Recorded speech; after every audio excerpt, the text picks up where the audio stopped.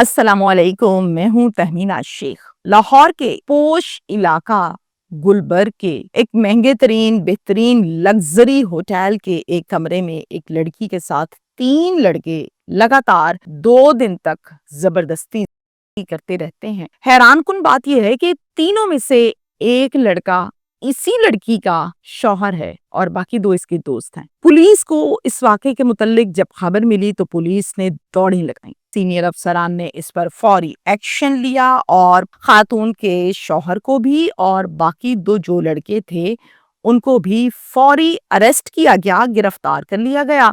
تفتیش کی گئی اور تفتیش مکمل ہونے کے بعد شوہر اور 2 دوستوں کے کچھ بیانات سامنے آئے، جس سے یہ جو کیس ہے، جو پرچہ ہے، جو وقوع ہے، یہ ٹوٹلی طور پر چینج ہو گیا، رخ ہی بدل گیا۔ اب سوال یہ پیدا ہوتا ہے یہاں پر شوہر نے اپنے دوستوں کے ساتھ مل کر یہ حرکت کیوں کی؟ کیا کوئی ڈیل تھی یا پھر نفرت کا اظہار یہ تھا؟ اس کے ساتھ ساتھ شوہر اپنی بیوی کو ہوٹل کے کمرے میں کیا کہہ کر لایا تھا، کہانی کیا سنائی تھی، تفتیش میں سب کچھ سامنے آ گیا ہے۔ آپ سے میں ڈیٹیل کے ساتھ شیئر کروں گی۔ لاہور کا علاقہ ہے جناب جہاں پر یہ وقوع پیش آیا ہے، گلبرگ۔ لڑکا نام ہے اس کا عبد الناصر۔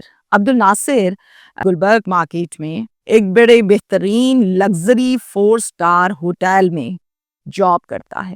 اب لڑکی کا نام ہے یہاں پر رمشا۔ اس کے ساتھ عبد الناصر کی گپ شپ ہوتی ہے۔ وقت کے ساتھ ساتھ ان دونوں کو آپس میں محبت ہوتی ہے اور یہ محبت اتنی بڑھ جاتی ہے کہ یہ ریلیشن میں آ جاتے ہیں۔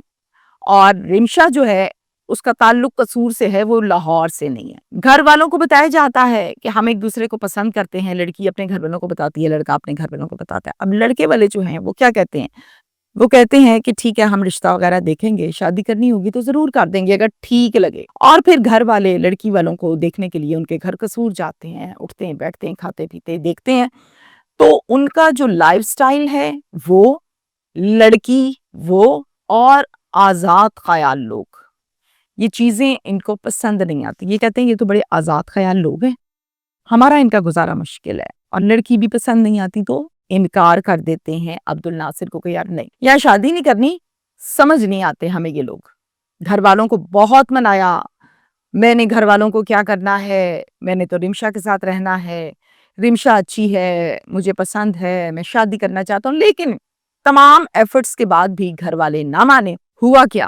گھر کو چھوڑ دیا عبد الناصر نے، باہر کرائے کا ایک گھر لیا، اپنے کچھ دوستوں کے ساتھ رمشا کے ساتھ کورٹ میرج کی، باہر باہر نکاح کر لیا اور رمشا کو بیوی بنا کر اس کرائے کے گھر میں رکھ لیا اور والدین سے بالکل قطع تعلقی اختیار کر لی۔ کوئی رابطہ نہیں، کوئی فون نہیں، کوئی بات چیت نہیں۔ اب زندگی شروع ہو گئی، میرڈ لائف۔ شادی کے کچھ عرصے کے بعد عبد الناصر اس کے مزاج اور عادات کے متعلق پتہ چلا جب رمشا کو، تو رمشا گھبرائی اور پریشان تھی۔ کیا تھا؟ رمشا کہتی ہے کہ یہ لڑکیوں کے ساتھ گپ شپ کرنے میں، دوستیاں کرنے میں، آنے جانے میں بڑا خوش رہتا ہے، رنگین مزاج آدمی میرا، اس کا لائف سٹائل ہی یہ ہے، لڑکیوں کے ساتھ گپے مارنا اور یہ وہ۔ اب اس بات پر دونوں کا آپس میں خوب جھگڑا ہوتا تھا۔ اکثر اوقات تو راتوں کو آتا ہی نہیں تھا، پوری پوری رات گھر ہی نہیں آتا تھا۔ جب گھر ہی نہیں آتا تھا پوری پوری رات تو پھر ہوتا کیا تھا؟ آپس میں خوب جھگڑا۔ ایٹ دا اینڈ دونوں کے دلوں میں، ذہنوں میں فاصلے آنے لگے۔ 4 سال تک یہ شادی قائم رہی اور پھر اپریل 2025 میں پھر سے ایک شدید قسم کا جھگڑا ہوا اور اس جھگڑے کا اینڈ ہوا طلاق پر۔ غصے میں آ کر عبد الناصر نے زبانی طلاق دے دی۔ روتی رہی، چیختی رہی، غصے میں اپنے کپڑے سمیٹے قصور اپنے والدین کے پاس چلے گئی اور جا کر ان کو سب کچھ بتایا کہ یہ لڑکیوں سے گپے مارتا ہے، منع کرتی ہوں، راتیں نہیں آتا، مجھے مارتا پیٹتا ہے اور اب تو اس نے مجھے طلاق دی تھی۔ کچھ دن کے بعد فون کرتی ہے، میرا سامان وہ مجھے واپس کر دو، مجھے چاہیے۔ عبد الناصر کہتا کون سا سامان؟ جب تم نہیں تو تمہارا سامان بھی نہیں، چلو دوبارہ مجھے فون مت کرنا، میری طرف سے تم بھی فارغ ہو۔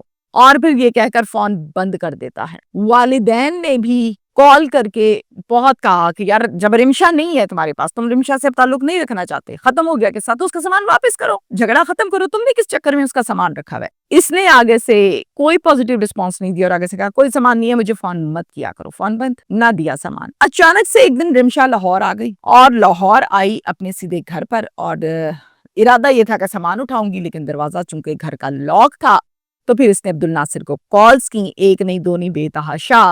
عبد الناصر نے فون نہیں اٹھایا۔ اس کے بعد اس نے امتیاز سے رابطہ کیا۔ اب امتیاز وہ ہے جو کہ عبد الناصر کا کزن ہے، اور امتیاز کی بات کو عبد الناصر اہمیت دیتا ہے اور اس کی بات مان لیتا ہے۔ امتیاز کو کال کیا، کال کر کے بتایا کہ میری تو بہت زیادہ اس سے شدید قسم کی لڑائی ہوئی، مجھے طلاق دے دی، میں چلے گئی یہاں سے، اب سامان نہیں دیتا، مجھے میرا سامان لے دیں، قصہ تو ختم ہو چکا۔ کہتا ہے میں اس سے بات کروں گا اور پھر آپ کو بتاؤں گا، ہو جائے گا مسئلہ حل، آپ پریشان نہ ہوں۔ پھر کچھ دیر کے بعد جب عبد الناصر سے بات چیت کی ہوگی، اس کو سمجھایا ہوگا، رمشا کو کال کی اور کال کر کے کہا کہ میری بات ہو گئی ہے، ہم ایسا کرتے ہیں کسی جگہ پر بیٹھ جاتے ہیں، تینوں مل کے مسئلے کو سارٹ آؤٹ کرتے ہیں، کیوں تماشا بنانا ہے۔ آگے سے رمشا نے کہا کہ بتائیں کہاں بیٹھنا ہے، بیٹھ جاتے ہیں، میں تو اسی مقصد کے لیے آئی ہوں۔ پھر جناب وہ کہتا ہے کہ ایسا کرتے ہیں کہ ہوٹل میں ہی بیٹھ جاتے ہیں، آرام سے تفصیل سے بات ہو جائے گی، جان ناصر کام کرتا ہے۔ کہتی چلیں ٹھیک ہے۔ اب ناصر جو ہے اس کی نائٹ شفٹ ہوتی ہے، ان کی کبھی ڈے ہے کبھی نائٹ ہے، لیکن آج کل نائٹ شفٹ کرتا ہے یہ۔ 2 نومبر کو رات کے 9 بجے رمشا آ گئی۔ اسی ہوٹل میں امتیاز، عبد الناصر اور رمشا یہ تینوں مل کر بیٹھ گئے اور ڈیٹیل سے ساری بات چیت کو ڈسکس کیا، اور فائنل یہ ہوا کہ کل جا کے گھر سے سارا سامان گاڑی پر لوڈ کرنا اور لے جانا، میرا تمہارا کوئی جھگڑا نہیں۔ یہ کہہ کر امتیاز نے کہا چلے جی میری ذمہ داری اتنی تھی۔ امتیاز چلا گیا۔ رات کافی دیر ہو چکی تھی، تو یہ کہا عبد الناصر نے رمشا سے کہ بہت لیٹ ہو گیا ہے، ٹائم کافی زیادہ ہو گیا، تم ایسا کرو یہی رک جاؤ، ایک کمرہ خالی ہے اوپر، میں کہہ دیتا ہوں تمہیں رہنے کی اجازت مل جائے گی، تو صبح چلی جانا۔ کہتی چلو ٹھیک ہے۔ پھر جناب یہ کیا کرتی ہے، یہ رک جاتی ہے۔ اب سنیں دھیان سے ٹویسٹ۔ رات کو سو گئی، صبح اٹھی، ڈیٹ تھی 3 اکتوبر یعنی 3 اکتوبر۔ سروس بوائے کمرے میں لسی لا کر دیتا ہے اور یہ لسی کو پیتی ہے۔ رمشا نے کہا کہ جو لسی میں نے پی تھی اس میں پتہ نہیں انہوں نے کون سی دوائی ملائی، جیسے ہی میں نے پی میں بے ہوش ہو گئی اور ہوش ہی نہ رہا۔ رمشا کا کہنا ہے کہ ناصر اور 2 دوست اس کے، یعنی کل 3 لوگ یہ، اور یہ دونوں دوست بھی اسی ہوٹل میں جاب کرتے تھے، انہوں نے اسی ہوٹل کے اسی کمرے میں میرے ساتھ زبردستی کی ہے، بے ہوشی کی حالت میں، یہ کہنا ہے رمشا کا۔ میں پورا دن بھی سوتی رہی، میں پوری رات بھی سوتی رہی، اور پھر اگلے دن جا کے 10 بجے میری آنکھ کھلی، مجھے ہوش آیا۔ جب ہوش آیا تو میں نے اپنے آپ کو غلط حالت میں پایا۔ میں نے 15 پر کال کی۔ اب آپ کو میں یہاں پر بتاؤں کہ ان کو جو تھانہ لگتا ہے جناب، اس کا نام ہے غالب مارکیٹ۔ غالب مارکیٹ کی نفری آئی، آ کے وقوع معاملات، حالات و واقعات، معلومات اکٹھی کی، اور پھر جناب 3 ملزمان کے خلاف ایک پرچہ درج کر لیا گیا تھانے میں۔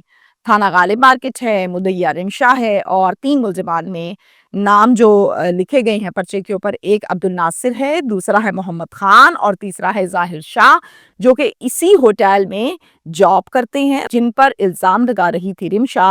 ان کو پولیس نے اپنی حراست میں لے لیا، اور پھر ان سے پوچھا تو انہوں نے کہا کہ یہ ہم پر الزام لگا رہی ہے، یہ جھوٹ بول رہی ہے، ہم نے ایسا کچھ نہیں کیا، یہ سب باتیں غلط کر رہی ہے، آپ جس طرح چاہیں تفتیش کریں، ٹیسٹ کروائیں، جو مرضی کریں۔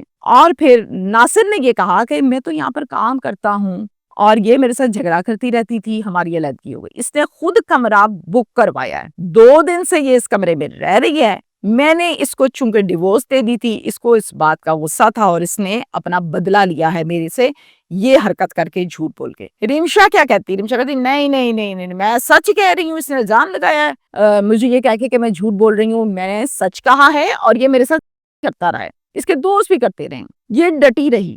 کچھ دن گزر گئے، سنیے ذرا غور سے کہ اس معاشرے میں ہو کیا رہا ہے۔ کچھ دنوں کے بعد ہم یہ سنتے ہیں کہ 164 کا بیان دے دیا رمشا نے۔ جناب رمشا اپنے بیان میں کہتی ہے کہ غلط فہمی کی بنا پر یہ پرچہ درج کروایا، میں اس کیس کو مزید آگے لے کر نہیں چلنا چاہتی، نہ مجھے تینوں ملزمان پر کسی قسم کا کوئی شک ہے، نہ کسی قسم کا کوئی اعتراض ہے، میں یہ بیان اپنے ہوش و حواس میں دے رہی ہوں، مجھ پر کسی قسم کا کوئی دباؤ پریشر نہیں ہے، میں یہ چاہتی ہوں کہ اس کیس کو ختم کیا جائے اور پرچہ خارج کیا جائے۔ 164 کے بیان کا مطلب ہوتا ہے کہ بس ختم ہو گئی بات اور بندے بار، رفع دفع، قصہ ختم۔ اب جناب تفتیش پولیس کی، عدالتی کاروائی اور 164 کے بیانات، ان تمام چیزوں سے نکلا یہ کہ رمشا نے الزام لگا کر تینوں کے اوپر محض جھوٹ بولا تھا، جس کی کسی قسم کی کوئی حقیقت نہیں ہے، نہ ذاتی نہ کوئی اور معاملہ۔ اس حوالے سے ڈی ایس پی گلبرگ بڑے سیریس ہیں جناب، انہوں نے میڈیا سے گفتگو کی ہے اور وہ کہتے ہیں جو حرکت رمشا نے کی ہے اس پر قانون کے مطابق اینٹی ایکٹ کی دفعہ لگتی ہے، ہم یہ ایکٹ لگا کر پراپر کارروائی کریں گے۔ ایسا نہیں ہوگا کہ کوئی بھی خاتون اٹھے، الزام لگائے اور پھر اس کے بعد بیان دے اور پرچہ خارج ہو جائے، ایسا نہیں چلے گا۔ اب یہ سراسر غلط ہے، ایسا نہیں ہوگا۔ یہاں پر یہ کیس کھڑا ہے، اب میں اپنی رائے اس پر آپ کو دوں کہ دیکھیں، اول تو شادی پسند کی رہنا اٹھنا بیٹھنا ہر انسان میں اچھی عادتیں بھی ہیں، ہر انسان میں بری بھی ہے، کوئی بھی ایسا بندہ نہیں ہوتا یا بندی نہیں ہوتی جو پورے کا پورا ایک آئیڈیل ہو، اس میں بری عادت ہی کوئی نہ ہوتی ہے۔ اگر کسی میں کچھ بری عادتیں ہیں، اگر لفظ میں اگر استعمال کریں، اس کا مطلب نہیں ہوتا کہ آپ فوراً سے گھر کو توڑ دیں، طلاق لے لیں، جھگڑے کر لیں، تماشے لگا لیں، سامان اٹھا لیں۔ کمپرومائز کرنا چاہیے، اور اگر زندگی کے کسی مقام پہ وقت ایسا آئے گیا کہ اب کمپرومائز کی گنجائش ختم ہو گئی ہے اور علیحدگیاں ہو گئی ہیں، تو جس کے ساتھ آپ نے کھایا پیا ہوتا ہے، اٹھے بیٹھے ہوتے ہیں، اس کو آپ کیسے گندا کرتے ہیں، اور پورے معاشرے میں، تھانوں میں، کچہریوں میں اس حد تک آپ چلے جاتے ہیں، تو پھر اس کا اینڈ تو یہی ہوتا ہے نا، آپ کسی کے منہ پہ تھپڑ مارتے ہیں اور پھر آپ آگے سے امید یہ کرتے ہیں کہ اگلا بندہ آگے سے جی سر بولے، تو وہ جی سر تو نہیں بولے گا، وہ ایکشن وہی دے گا جتنی کہ آپ نے اس کو عزت دی ہے۔ ہمیشہ سے کسی بھی شخص کو گندا کرنے کے لیے جھوٹ بول کر اس پر الزام لگانا مقصد صرف اور صرف نفرت ہوتا ہے، تو نفرت کا ری ایکشن محبت کبھی نہیں ہوتا، نفرت کا ری ایکشن نفرت در نفرت ہوتا ہے، جو کہ اس کیس میں ہوا۔ مجھے بتائیں، اس کو گندا کرتے کرتے خود گندی ہو گئی، وہ تو پھر نکل آیا وقتی طور پہ، معاملات جو بھی ہوئے اس کے بعد پھر کلیئر، اب آپ گندی ہو رہی ہیں اور پتہ نہیں کب تک ہونا ہے۔ شکریہ۔